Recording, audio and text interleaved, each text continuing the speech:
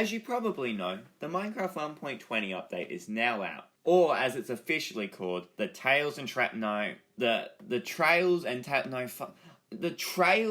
Tales update is out. Which means a lot of things, such as editable signs, camels, sniffers, and most importantly, Minecraft is now available on Chromebooks. Well, not yet, but like at some point soonish. Sorry to all the one people eagerly waiting for Minecraft to be playable on Chromebooks so they can play the game for the first time. The first thing you'll notice when you load into Minecraft 1.20 is that the background panorama is now the cherry blossom biome. Also, the Java Edition logo was changed.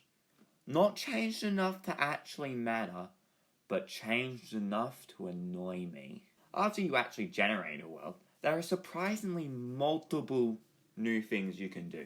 One of the first things you can do is go on a journey to find one of the cherry blossom biomes. Or just go get a cherry blossom seed on the internet if you're a lazy shit. Once you get to a cherry blossom biome, you will immediately notice the whole biome is just like pink. Like a whole lot of pink. On the ground, you'll see there's these new pink petals. There's also the main feature of the biome, which is the new cherry wood. And it's pretty cool. The cherry leaf block also has like cherry leaves falling down from them, which is quite atmospheric. I don't actually know if they're called cherry leaves or not. I can't be bothered to look it up. Unfortunately, for many poor, disappointed souls, you can't actually get cherries from breaking cherry leaves. Oh no, we're not gonna get another useless berry-like food that heals like half a heart. No! I am literally crying right now. So, if you do break the cherry leaves, you will get the cherry sapling. My jaw literally just dropped lower than the average video retention rate for my channel. The cherry saplings are actually like the prettiest saplings in the game, by like far. Especially in a pot. Speaking of pot, well, not that pot, and definitely not that pot. I'm actually talking about the new archaeology pots. You'll get these from, archaeology. And you can make many different types using the new shards. Yes, shards. Not shards. Shards. You may think this is just a stupid spelling mistake that the devs somehow missed, but it's actually the correct term. There are 20 different pottery shards, and you can get them from using the new brush tool on suspicious sand or suspicious gravel. I don't think I have to explain why those names are funny. The good thing about the brush is that it's crafted with copper, which means copper now has 4 total uses. Whoa! Let's go! You can find either the sus sand or sus gravel at these structures. Desert pyramids, desert wells, ocean ruins, and the brand new trail ruins structure. The trail ruins pretty much just looks like if a drunk Mojang employee went nuts with the most random blocks possible. And yet it still kind of looks cool though. Especially the shape. Other than the pottery shards, there are a ton more items you can find while archaeologying, such as the new music disc called Relic.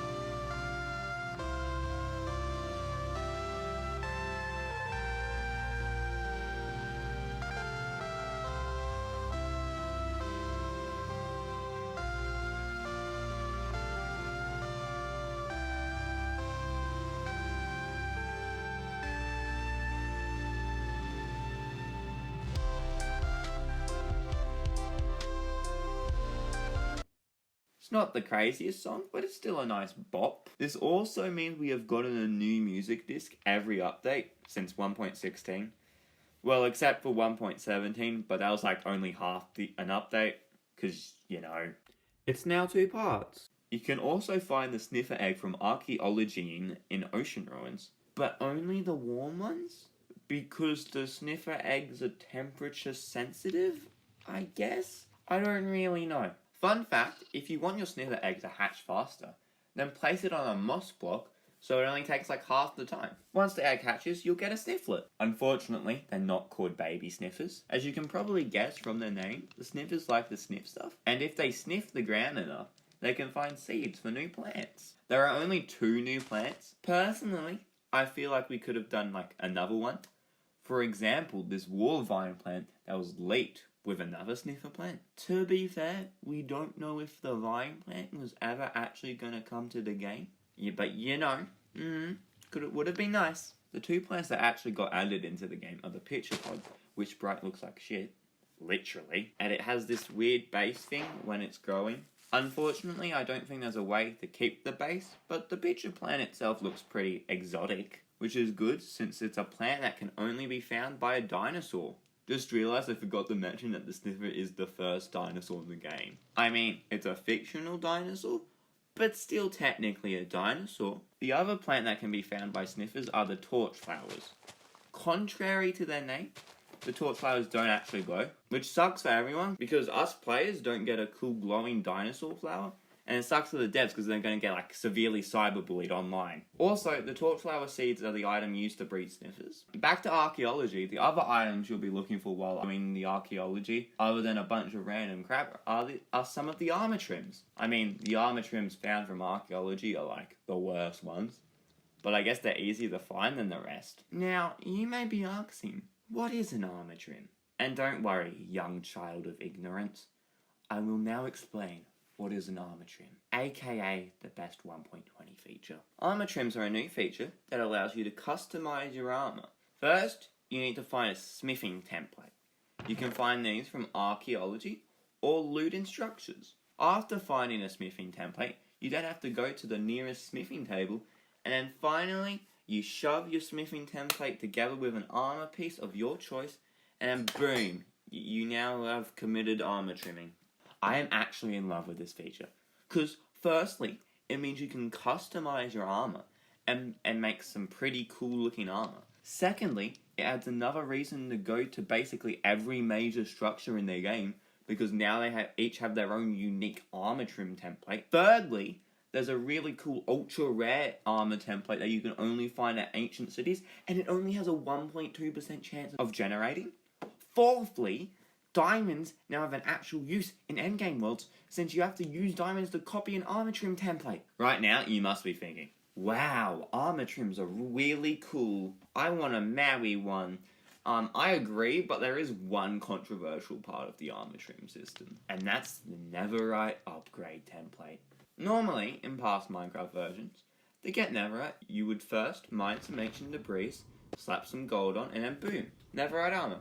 But now, you gotta do all the previous steps, and then go find the netherite upgrade template from a bastion. And then if you want to upgrade any more gear to netherite, you have to copy the template using diamonds. As you can probably guess, this is a somewhat controversial change, but if I'm being honest, I think it's a great change. How often do you see YouTube videos where someone grinds to netherite insanely fast, or that one person on the server who somehow gets full netherite on the first or second day? Also, netherite is pretty much just an aesthetic thing already, since fully enchanted diamond armor already makes you practically invincible. So why not make it more of a brag? Next up on the feature list is the camel. Okay, I'm gonna be honest here. When Mojang revealed the camel at Minecraft Live, I wasn't that excited. But now, I still don't care. I mean, the camels are cool. They can carry like 2 people and they can do the super cool dash thingo. There's nothing wrong about them. I just don't care that much about them for some reason. Maybe my opinion will change once I do stuff with them in survival. But like, at the moment, I don't really have anything interesting to say. Just don't really care. You thought the cherry wood was cool? Well, guess what, buckaroo?